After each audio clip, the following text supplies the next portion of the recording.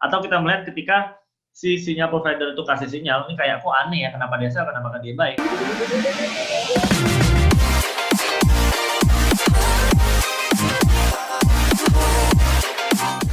Halo semuanya, balik lagi sama gue Kim Song dari Trading Academy di Technical Friday episode ke-65 kali ini. Dan seperti biasa, gue akan menganalisa untuk membantu teman-teman, meng-guide teman-teman yang butuh analisa mungkin di gold dan JP Jepang Yen. Tapi memang mostly gue tradingnya di gold. Jadi kalau memang teman-teman juga suka trading di gold, and yeah, you can follow my setup, you can follow my outlook ya, yang dimana gue harap bisa membantu sekali. Di sini gue giving you it for free untuk kalian semua secara mingguan ya.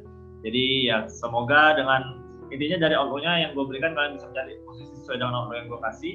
Tapi untuk trigger entry-nya jelas ya, you need to learn more gitu ya. Jadi butuh konfirmasi yang dilakukan untuk mencari posisinya ya.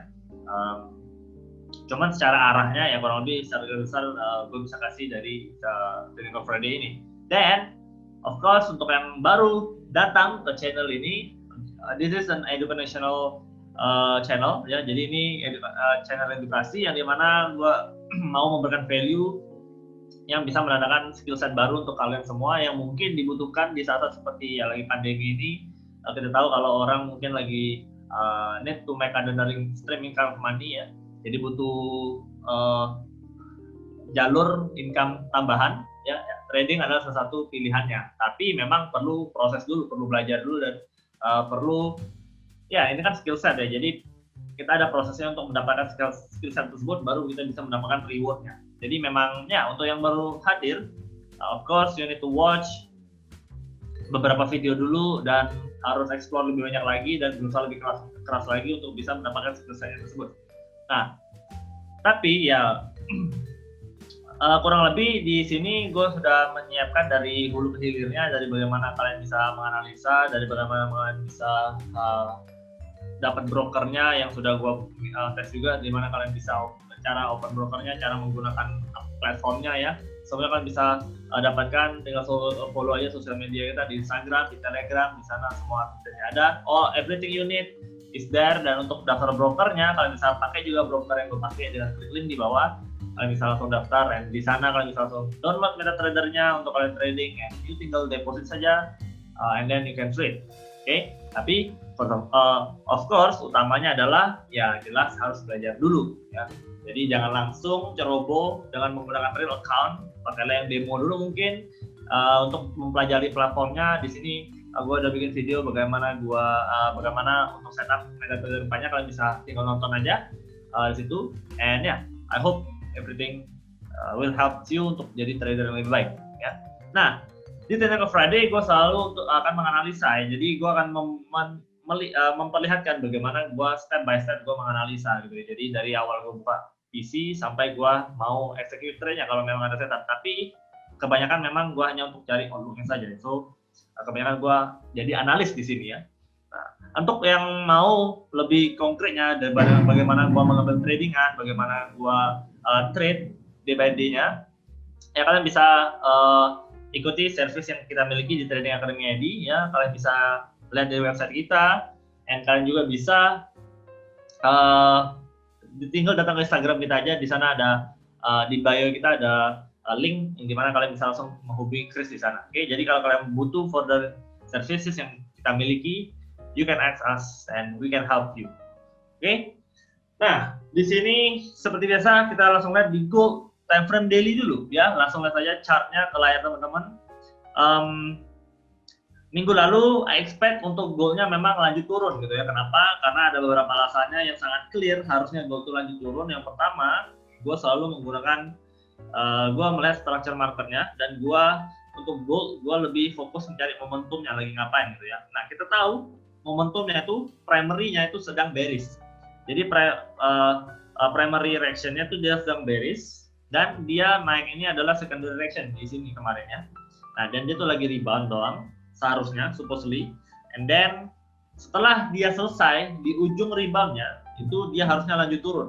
Nah, kemarin gue udah bilang kurang lebih dekat-dekat daerah sini 1920-an sampai ya kurang lebih dari situ adalah harga yang di sini ya, 1920, 1925 itu itu adalah level-level di mana harusnya dia sudah at the end of reboundnya ya, jadi dia sudah di penghujung reboundnya.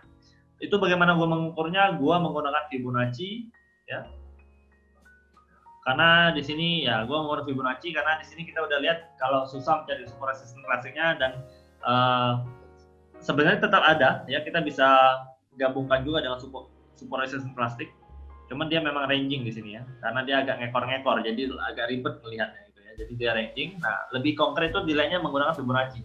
Oke.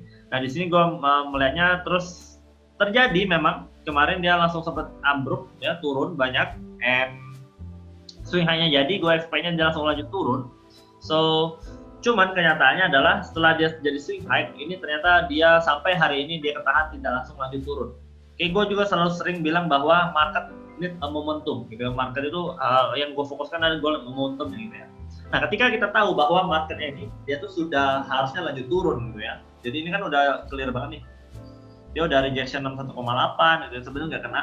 Dia di tengah-tengah 50%, jadi lebih ke Fibo 50% dia ke rejection, ke reject gitu ya. Cuman Fibo 50 juga adalah Fibo penting ya untuk gua. And then dia udah lanjut turun ya. Dia udah lanjut turun,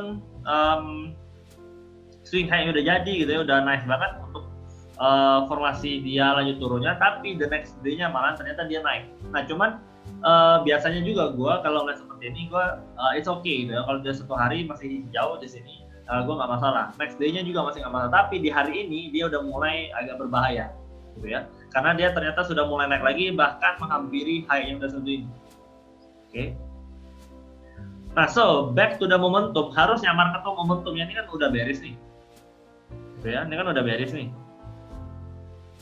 Nah, ini udah bearish, harusnya itu langsung lanjut aja gitu ya, minimal turun tuh sampai ke support selanjutnya atau bottom selanjutnya, berarti di sekitaran sini. Oke. 1860. Gue expect-nya dia tuh bisa turun sampai 1860.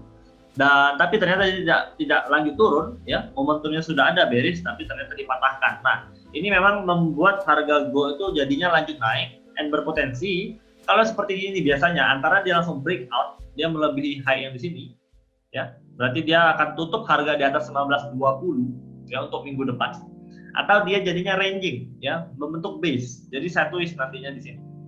Nah, itu biasanya yang terjadi ya. Nah, untuk dia lanjut turunnya gua rasa ini udah lumayan berat ya, karena dia sudah patah untuk swing high-nya, but still ada chances-nya, cuman lebih besar, jelas lebih ke breakout ke atas, berarti lanjut bullish, atau jadinya ranging sideways. Nah, ketika dia kalau ranging, nanti baru kita lihat lagi apakah dia memang breakoutnya kemana gitu ya, ke bawah atau ke atas. Nah, cuman kadang-kadang juga dia bisa saja ini kan udah kayak triple bullish soldier kan. Triple soldier itu candlestick pattern yang melanjutkan kenaikan, harusnya biasanya langsung breakout juga. Nah, cuman ya dari daily time frame-nya belum ada indikasi dia bakal breakout, bahkan hit level 1920 pun belum. So, kita jangan cepat-cepat mengasumsi dia bakalan breakout. Nah, apa yang bisa kita lakukan? Ya, kalau lihat dari daily time frame-nya jelas kita belum ada setup. Kalau gue pribadi, gue tidak akan entry dulu, gue masih akan wait and see ya. Dan ya, kita bakalan untuk lebih detailnya jelas harus di breakdown ke lower time frame gitu ya. Nah,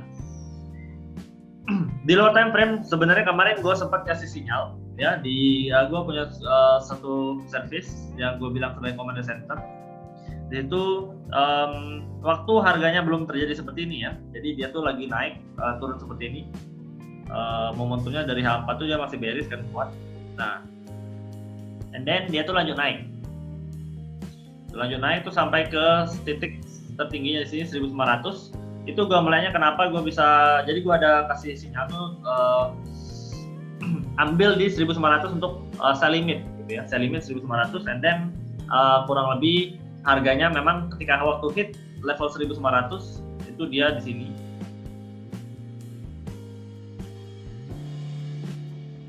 Jadi pas-pas ya, jadi dia benar-benar gue genapin 1900.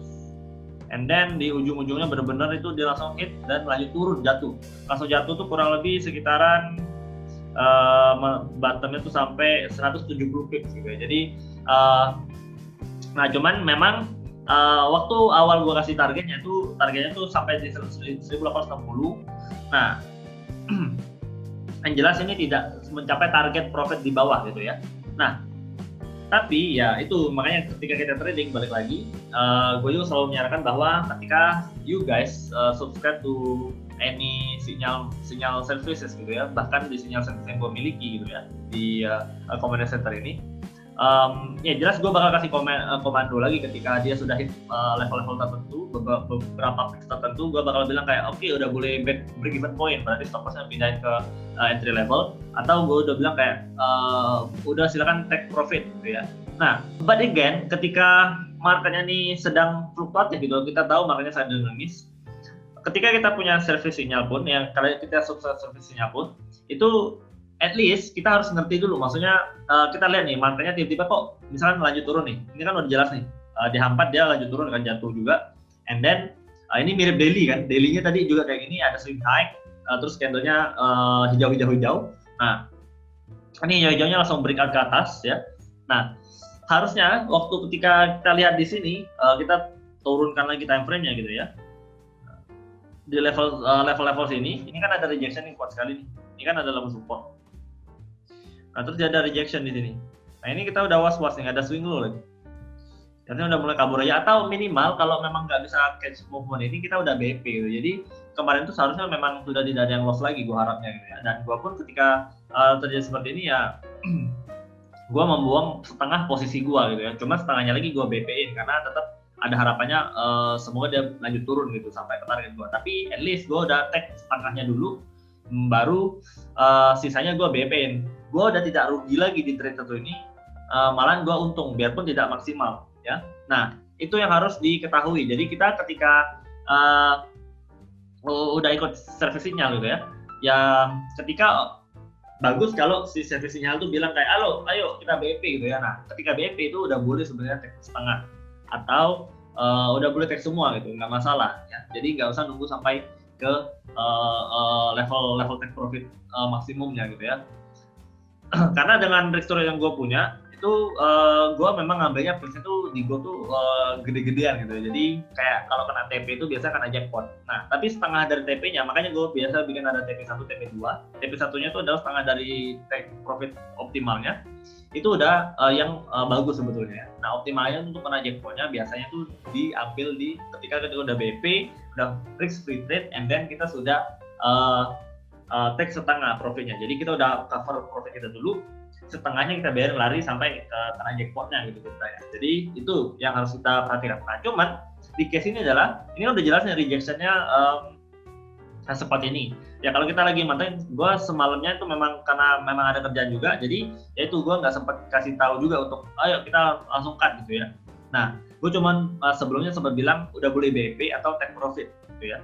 Nah, jadi setelahnya itu gue udah nggak lihat lagi, gue juga udah set semua, gue udah BP, terus gue udah take setengah, baru ternyata dia terbang gitu. Nah, that's the thing. Ketika kita, yang gue selalu bilang dari awal, ketika kita mau ikut komando service sinyal yang mau berbayar maupun tidak, yang gue rasa semuanya juga rata-rata berbayar, itu harus kita punya, kita ngerti dulu juga. Minimal kita bisa tahu, oh ini harganya ada rejection, ya. Atau kita melihat ketika si sinyal provider itu kasih sinyal, ini kayak kok aneh ya, kenapa dia sell, kenapa dia buy. Kadang-kadang gue pribadi pun bisa teler gitu ya, bisa gue entah kenapa gue suruh buy, entah kenapa gue suruh sell, tapi jelas tidak sering gitu ya. Nah, that's the thing yang perlu diketahui. So makanya gue juga selain gue memiliki sinyal service, gue selalu mengusahakan gue harus memperlihatkan bagaimana cara trading style gue dan bagaimana gue menganalisa, biar teman-teman punya gambaran. Dan ketika marketnya bagi bergerak aneh, ya you can notice it.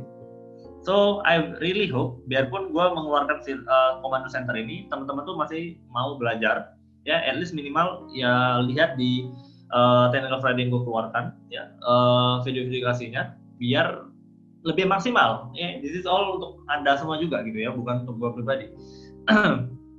Ini semua untuk Anda semua yang biar bisa lebih maksimal hasil tradingnya ya. Jadi gue berharapnya ya gue profit, teman-teman juga profit gitu. Ya kalau gue loss ya jelas, karena gue yang kasih sinyal ya jelas teman-teman juga bakal ikut loss. Tapi kalau bisa juga gue loss, teman-teman tetap profit, itu kan lebih hebat berarti kan. Nah, that's yang gue harapkan terjadi.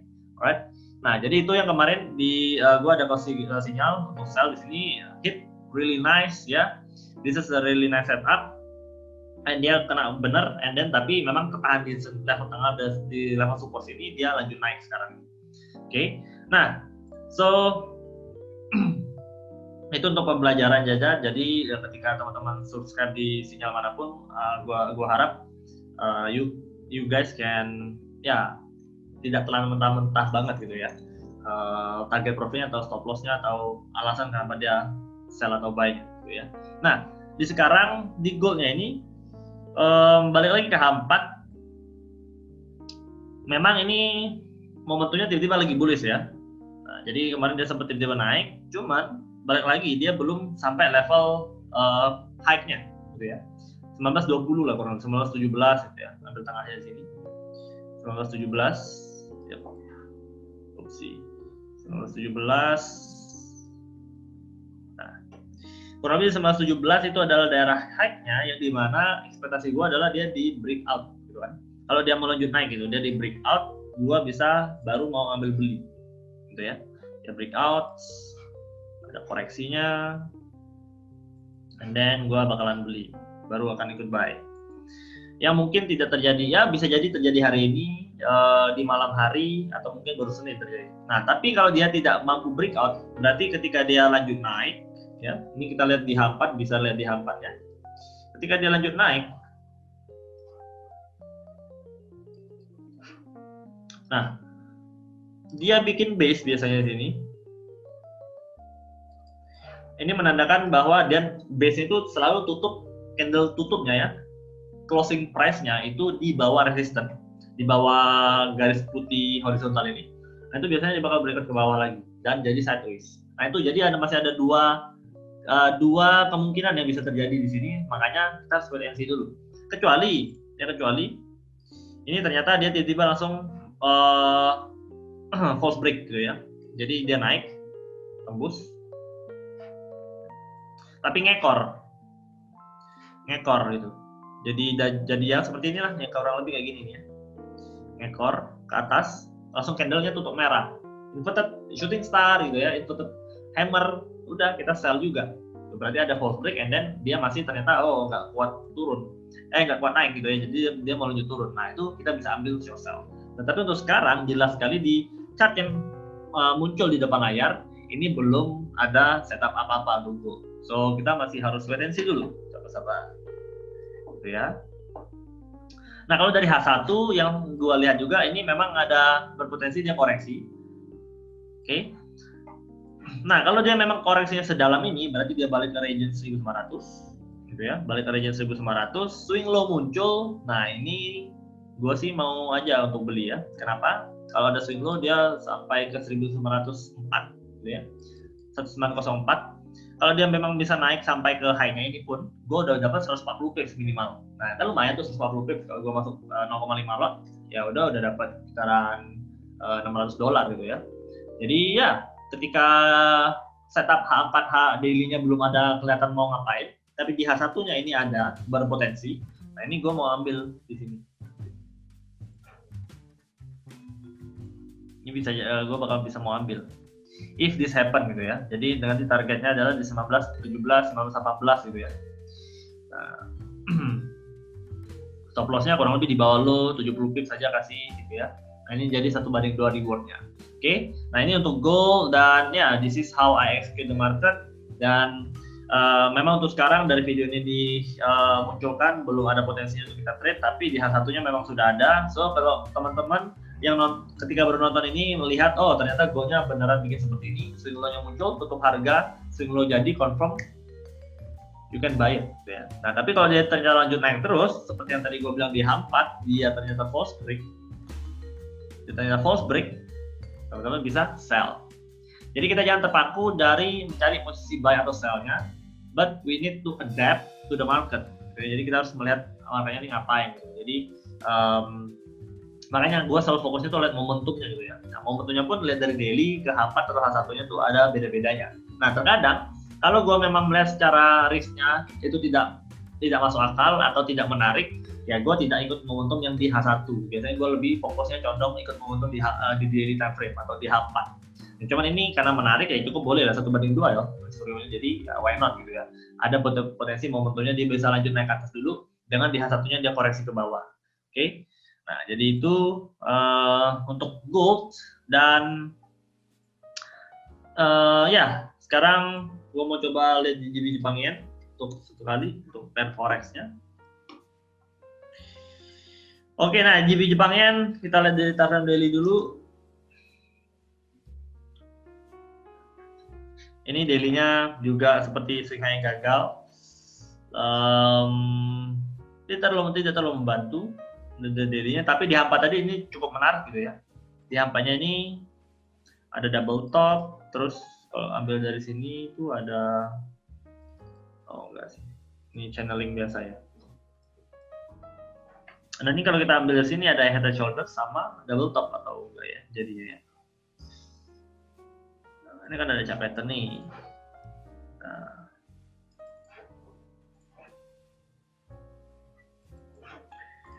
Nah, jadi JB Jepang ini juga nih cukup menarik nih kalau dia jadi swing high di sini. Cuman sekali ini sempat jadi swing high, cuman gagal. Nah di sini setelah dia gagal swing high, dia harusnya lanjut naik, momentum itu mulai bullish, nggak ada juga gitu ya. Jadi memang nih marketnya agak choppy, agak atas bawah ya, kekocokan atas bawah. Dia jadi seperti sideways. Di hampanya terlihat seperti cuman niat base di H1-nya juga. Tapi kalau kita turun ke M5, ini mah udah jelas sideways. Tuh ya, sideways nih kan. Nah, jadi yang satunya dia cuma gini doang. Expirednya jelas di sini kita harus menunggu swing hanya satu kali lagi muncul, berarti ada momentum satu candlestick bearish, baru kita boleh sell. Kalau nggak ada ya kita jangan masuk dulu, karena ini bisa jadi ini sangat 50-50 antara dia meledak kanan atau ke bawahnya untuk JB Jepang Yen. But karena ada chart pattern di sini, ini cukup menarik untuk kita perhatikan pairnya dan berpotensi bisa ditradingkan ya. Nah, jadi ini outlook-nya kalau saya bilang lebih ke bearish gitu ya. Ini saya murni dari lihat chart pattern-nya saja. Jadi memang harusnya dia lanjut turun lumayan dalam. Kalau memang dia ternyata momentumnya lagi bearish banget, ini bakalan cukup dalam turunnya ya. Jadi boleh diambil minimal sampai di sini. Oke, tinggal tunggu aja. Jadi bisa ada downside-nya tuh kurang lebih 150 pips ya. Sampai 135-200 atau 135 berarti ada 200 pips downside yang bisa kita ambil di JB Jepang Yen. But we need to wait the swing high dulu ya. Nah, kalau dia tidak ada swing high-nya, dia langsung jebol ya. Breakout dari sini. Oke, breakout dari sini. Nah, ini beda cerita kan. Tutup harga baru bullish, kita bisa cari ganti untuk kita jadi bullish dan kita bisa ikut untuk posisi beli. Oke. Alright.